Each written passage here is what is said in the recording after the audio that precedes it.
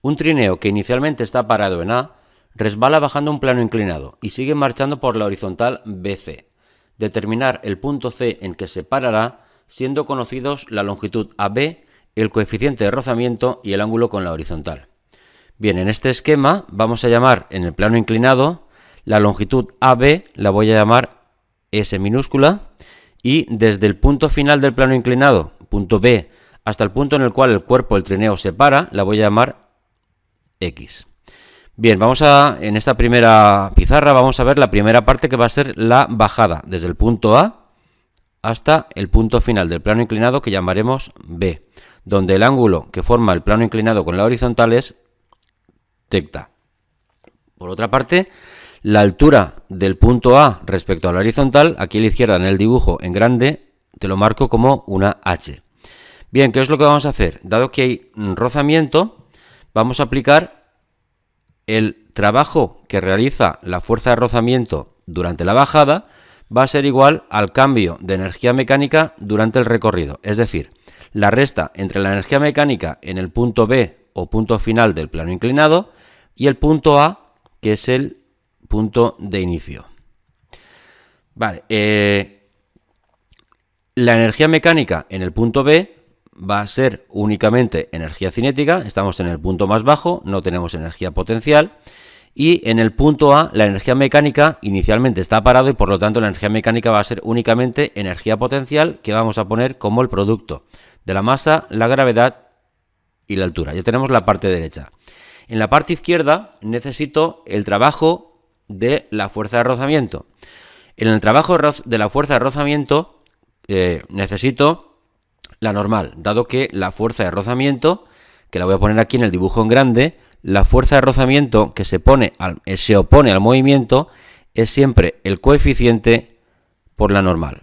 He puesto las fuerzas que actúan sobre el trineo en la bajada, como son la fuerza de rozamiento, como digo, se opone al movimiento, vertical y hacia abajo el peso del trineo, que hemos descompuesto en dos partes.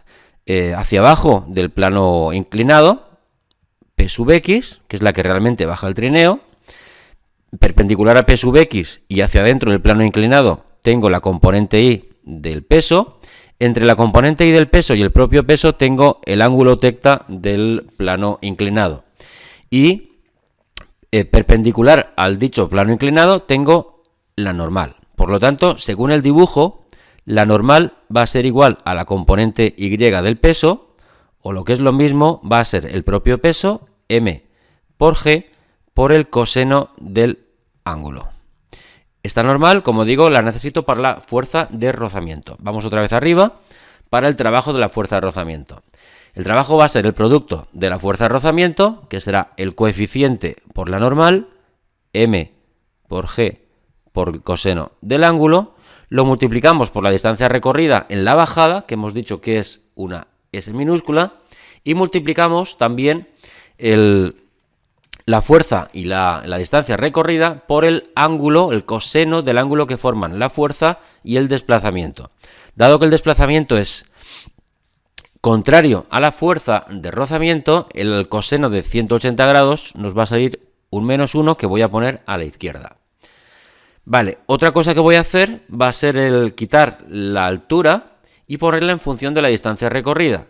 Si hago el seno del ángulo del plano inclinado, fíjate que tengo un triángulo, va a ser el cateto opuesto, que es la altura, dividido la hipotenusa, que es concretamente la distancia recorrida. Por lo tanto, la altura va a ser el producto del seno del ángulo del plano inclinado por la distancia recorrida. Esto lo voy a poner arriba a la derecha. Vamos a ponerlo todo. Tengo menos el coeficiente, masa por gravedad, coseno del ángulo y la distancia recorrida va a ser igual a la energía cinética en el final del plano inclinado menos masa, gravedad, y donde ponía la altura vamos a poner el producto del seno del ángulo y la distancia recorrida. Bien, vamos a despejar de aquí la energía cinética en el punto B y me va a quedar, por una parte, me quedará m por g seno del ángulo y por la distancia recorrida, que le he pasado al otro lado positiva, y menos el coeficiente mg coseno del ángulo y por la distancia recorrida. Podemos sacar factor común. La masa, la gravedad y la distancia recorrida en el plano inclinado y nos va a quedar m por g por s y dentro del paréntesis el seno del ángulo menos el coeficiente y el coseno del ángulo. Esta energía cinética final del tramo inclinado va a ser el principio del tramo horizontal y para hacer el tramo horizontal vamos a hacer una nueva pizarra. Vale, borramos aquí, lo borramos todo y hacemos el tramo horizontal. Teníamos, lo voy a copiar otra vez, a ver si lo pongo en blanco, la energía cinética, vaya. Ahora, la energía cinética en el punto B me había salido m por g por s, paréntesis, seno del ángulo menos el coeficiente de rozamiento por el coseno del ángulo de inclinación. Esto es lo que tenía del final del plano inclinado. Ahora tengo de nuevo el trabajo de la fuerza de rozamiento en el plano horizontal va a ser igual a la variación de la energía mecánica en el plano horizontal. Igual que antes, el trabajo de la fuerza de rozamiento va a ser la fuerza de rozamiento, la distancia recorrida, que le he llamado x, por el coseno entre ambas, que es un -1. Y esto va a ser igual a la variación de energía mecánica, que será la energía mecánica en el final del plano horizontal, que hemos llamado punto C, y la energía mecánica en el punto B, que es cinética, y la tenemos ya determinada en la pizarra anterior. El cuerpo, el trineo, se para y por lo tanto en el punto C no tenemos energía mecánica. Bien, para la fuerza de rozamiento necesito la normal menos el coeficiente por la normal y por la distancia recorrida igual a menos la energía cinética en el punto B. Vale, aquí hemos puesto el trineo en un plano horizontal, el trineo se mueve hacia la derecha y por lo tanto la fuerza de rozamiento en sentido contrario hacia la izquierda, tengo el peso vertical hacia abajo y la normal perpendicular al plano horizontal, lo que me lleva a que la normal es igual al peso y es igual al producto de la masa y por la gravedad.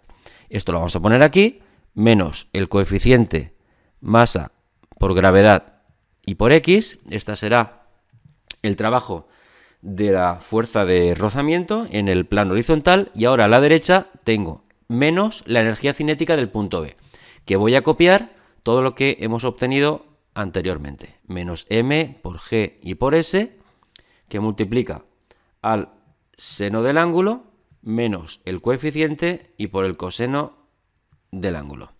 Vamos a quitar aquello que podamos quitar, que son la masa y la gravedad en las dos partes. Y voy a despejar la x. Bueno, también quitamos el menos, este menos de la izquierda con el menos de la derecha, y despejamos la x, que me va a quedar s, y aquí la fracción, seno del ángulo del plano inclinado, menos el coeficiente por el coseno del ángulo del plano inclinado, y abajo el coeficiente de rozamiento. Vale, ya hemos terminado. Tengo una expresión para el cálculo de la distancia recorrida en el plano horizontal, que es la x, en función de la distancia recorrida en el plano inclinado, que es la s, el coeficiente de rozamiento nu y el ángulo de inclinación tecta, que lo tengo en el numerador. Bueno, pues creo que esto es el problema. Hacemos el siguiente y nos vemos allí. Hasta luego.